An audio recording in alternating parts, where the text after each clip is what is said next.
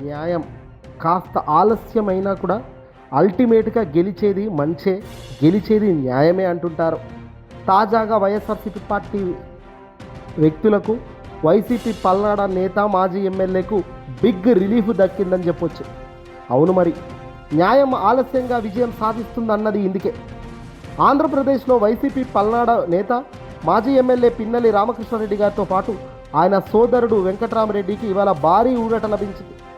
Telugu Desam party నేతలు జంట హత్యల కేసుల్లో ఆరోపణలు ఎదుర్కొంటూ ముందస్తు బెయిల్ కోసం దాఖలు చేసుకున్న పిటిషన్లకు హైకోర్టు ఇప్పటికే తోసిపుచ్చింది.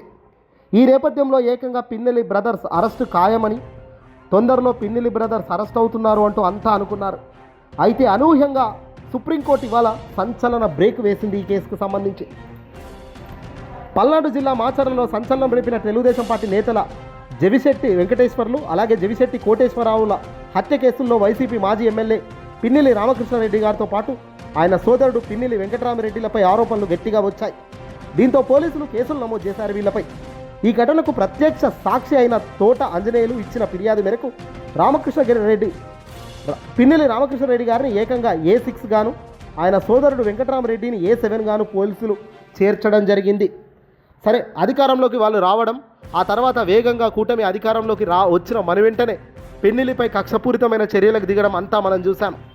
ఈ కేసుల్లో వాస్తవాలు వెలుగు చూడాలంటే వీరిద్దరిని అరెస్టు చేసి కస్టడీలో తీసుకొని విచారించాలని హైకోర్టుకు ఇప్పటికే ప్రభుత్వం తెలిపింది. ఈ దశకు వీరికి బెయిల్ ఇస్తే దర్యాప్తు ప్రభావితం చేస్తారు అంటూ గత వారం పీపీ వాదించారు హైకోర్టులో. దీంతో హైకోర్టు వీరికి ముందస్తు బెయిల్ ఇవ్వలేదు, కొట్టేసింది. దీనిపై వీరు సుప్రీంకోర్టును ఆశ్రయించారు. వీరి పిటిషన్లను విచారించిన సుప్రీంకోర్టు పెద్ద ధర్మాసనం అరెస్టు నుంచి మధ్యంతర బెయిల్ రక్షణ కల్పిస్తూ ఆదేశాలు జారీ చేయడంతో ఒక్కసారిగా టీడీపీకి ఉచ్చు బిగించినట్టయింది. అదే సమయంలో ఈ కేసులో ప్రతివాదులుగా ఉన్న రాష్ట్ర ప్రభుత్వం ఇతరులకు సుప్రీంకోర్టు నోటీసులు జారీ చేసింది. వీరిచ్చే వివరణ ఆధారంగా సుప్రీంకోర్టు ఈ కేసులో తుది నిర్ణయం తీసుకునే అవకాశం కనబడుతుంది. ప్రస్తుతానికి మాత్రం పిన్నెల్లి సోదరులు అరెస్టు నుంచి ఊరట లభించినట్లే అవుతోంది. అలాగే సుప్రీంకోర్టు ఇక్కడ కొన్ని వ్యాఖ్యలు కూడా చేసింది. అవి ఇప్పుడు సంచలనంగా మారాయి. A1, A2, A3, A4, A5గా ఉన్నది ఎవరయ్యా అని చూస్తే ఆశ్చర్యకరంగా ఉంది. ఎందుకంటే తెలుగుదేశం పార్టీ వాళ్ళకు సంబంధించిన జరిగిన హత్య కేసుల్లో A1 నుంచి A5 దాకా ఉన్న వాళ్ళందరూ కూడా టీడీపీ వాళ్ళే. దారిద్ర్యం ఏందయ్యా అంటే A6లో పిన్నెల్లి రామకృష్ణారెడ్డి, A7లో ఆయన సోదరుడు వెంకటరామరెడ్డిని చేర్చారు. A1 నుంచి A5 దాకా ఉన్నది టీడీపీ వారే అని సుప్రీంకోర్టు ఇక్కడ సంచలన వ్యాఖ్యలు చేసింది. అనంతరం ప్రతివాదులకు నోటీసులు జారీ చేసింది. ఖచ్చితంగా 3 వారాల్లో కౌంటర్ దాఖలు చేయాల్సిందేనని కోర్టు గట్టిగానే మొట్టికాయలేసింది. ఈ సందర్భంగా పిన్నెల్లి సోదరుల తరపు లాయర్లు వాదనలు వినిపిస్తూ కేవలం ఇదంతా రాజకీయ కక్షతో కేసు పెట్టారని, ఈ కేసు తమకు ఎలాంటి సంబంధం లేదని, FIR ఫైల్ చేయకముందే ఫిర్యాదుదారుడు ఇంటర్వ్యూ ఇచ్చారు. అధికార పార్టీ నాయకుల మధ్య ఆధిపత్య పోరు వల్లే జరిగిన హత్య ఇది. చంద్రబాబు ప్రభుత్వం కావాలనే పిన్నెల్లి సోదరులపై అక్రమ కేసులు పెట్టి బనాయిస్తుందని తెలిపారు.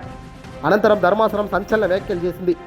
నిందితులంతా హత్యకు గురైన వ్యక్తి పార్టీ వాళ్ళే ఉండడం విచిత్రం. A1 నుంచి A5 వరకు టీడీపీ వారే ఉన్నారు కదా అని వ్యాఖ్యానించింది కోర్టు కూడా. ఈ క్రమంలో ప్రతివాదులకు నోటీసులు జారీ చేస్తూ 3 వారాల్లో కౌంటర్ ఇవ్వాల్సిందిగా ఆదేశాలు ఇచ్చింది. మరి 3 వారాల్లో వాళ్ళు ఏం కౌంటర్ ఇస్తారన్నది చూడాలి. ఆలస్యం ఇలాగే గెలుస్తుంది. నిజంగా ధర్మం, సత్యం అన్నది కోర్టుల్లో ఇంకా దాగి ఉంది కాబట్టే ఈరోజు బతికి బత్తగడుతున్నాం. చంద్రబాబు నాయుడు గారు తన అధికార మదాన్ని యూజ్ చేసుకొని ఇంత దారుణంగా ఎంత ఇబ్బంది పెడుతున్నారో చూడారు. ఒక హత్య జరిగి ఆ హత్యలో A1 నుంచి A5 దాకా వాళ్ళ మనుషులు ఉన్నప్పటికీ A6, A7లో కూడా టీడీపీకి సంబంధించిన మాజీ ఎమ్మెల్యే స్థానంలో ఉన్న వ్యక్తి ఆయన సోదరును నిలబెట్టారంటే ఏ తరహాలో ఈ కేసులు ముందుకు పోతున్నాయో కనబడుతుంది. ఏదేమైనా చివరికి గెలిచేది మాత్రం ధర్మం, న్యాయమే అన్నది ఇందుకే.